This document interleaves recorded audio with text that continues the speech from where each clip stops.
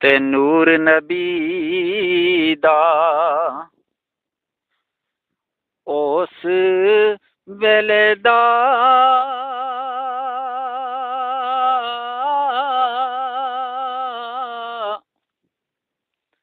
ते आदम जदों ना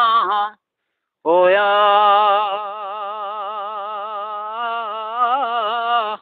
अव्वल आखिर दोवें पासे ते आपे ही मल खलोया ते शद्दा मद्दा ओ ज़ेरा ज़बरा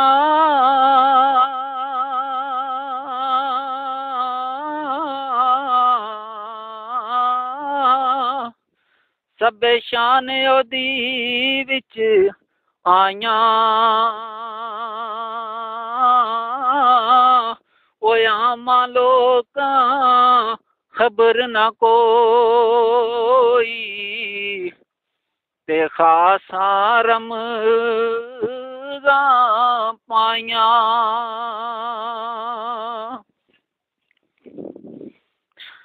ते कदर फुलां दा ओ बुलबुल जाने ते साफ दिमागां वाली ओ कदर फुलां दा ए गिरज की जाने ते मुर्दे खावण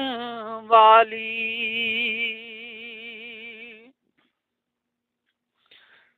ते कदर नबी दा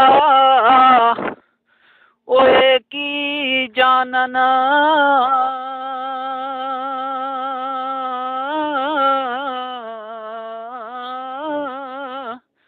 ते दुनियादार कमीने ओ कदर नबी दा जानन वाले ते सो गए विच मदीने।